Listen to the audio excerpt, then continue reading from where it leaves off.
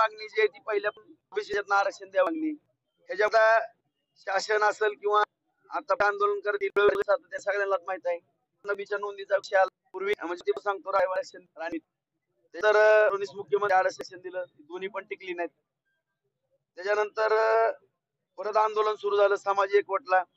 त्यामध्ये कुणबीच्या नोंदी मोठ्या प्रमाणामध्ये सागल्या त्याच्यावरती त्या शिंदे समिती नेमली परत हैदराबाद आला परत एबीसीचं आरक्षण 10% ठिकाणी दिलं नंतर त्याने आला आता विषय आणि उभे येऊ लागले 7 मध्ये वेगळे आता आमचा तरी विषय थांबायचे ही माझी प्रभाव नाही विरोधीला देखील आवाहन केलं होतं विषय आता त्यानं जे आता ते सांगितलं की राणी समिती आरक्षणाचा मुद्दा मुख्यमंत्री आरक्षण मुद्दा आपल्या समोरची सगळ्या घटना आहेत. त्यानंतर गोदा पट्ट्यातलं आरक्षण असेल हैदराबाद गॅजेटचा विषय होता नंतर कुणबीच्या नोंदीचा विषय आला नोंदीनंतर आंदोलन आली नोंदी हुडका म्हणून सगळा विषय आला त्यानंतर विशेष अधिवेशन बोलवलं त्यामध्ये 10% सीबीसीचं आरक्षण त्या ठिकाणी दिलं गेलं बरोबर ते सगळे सोयरीचा विषय आला त्याची अधिसूचना निघाली त्याच्यावरती हरकती आल्या त्याच्यावरती कायदा काय आणखीन झालेला नाही त्या हरकतीवरती सगळं चालू आहे. त्याच्यानंतर आता परत उपोषण आणखीन सातत्यानं पुढे येऊ लागले ओबीसी आरक्षण मग एकदाच समाजाला सातत्यानं कुणी खेळवू नये माझी प्रामाणिक भावना कुणीच खेळवू नये. कोण खेळवते असं वाटतं नाही ही राजकारते जे आहेत ना म्हणतात की असंच आरक्षण पाहिजे तसंच आरक्षण पाहिजे हे चुकीचं आहे हेच बरोबर आहे. मुळात मागणी काय समाज ओबीसीतनं आम्हाला 50% आत आरक्षण हीच मागणी आहे ना मग फिरून फिरून गोल गोल गोल गोल चक्कर कशाला करायचं आणि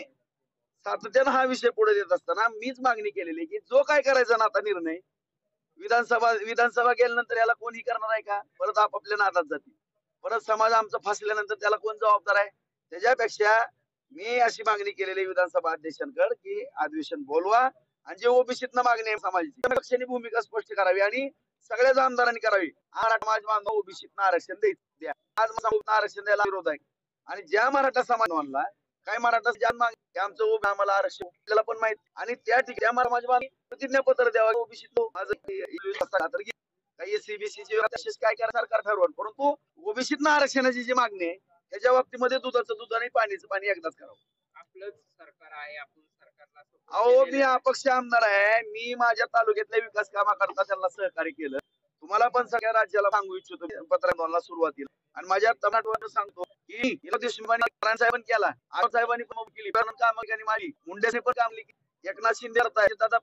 सगळ्यांमध्ये गेलो आम्ही नव्या मी मतांनुसार हळहळ व्यक्त झाली मी एक चळवळीतला करताय काम करणार मी एक सामान्य मत आलो शेतकरी मत आणि आमदार आहे ना मी राशन कार्ड प्रश्न आला तर मला राशन कार्ड काढून देतो आणि ह्याच्या लाड करतात सगळे अपक्ष निवडून यायला काय सोपं आहे का अपक्ष निवडून यायचं तिथं सुद्धा निवडून आलो साहेब त्याच्यामुळं सरकारला पाठिंबा का दिला आता गेल्या वेळेस सरकार होतं का गेल्या 2.5 वर्षात महाविकास आघाडीचं सरकार होतं मी कोणाला पाठिंबा दिला विरोधी पक्षाला पाठिंबा देणारा उलट्या प्रवाहात वाहणारा मासा मी आहे. आता नशिबानं त्यांचं सरकार आलं आणि तालुक्यातले पाण्याचे प्रश्न वगैरे होते तळ्याचे याकरता मी तिथं धडपडलो आणि मला चांगला न्याय मिळाला आणि भाषणामध्ये माझं कौतुक केलं राजेंद्र राऊत भगीरथ राजेंद्र राऊत बेरर चेक का केलं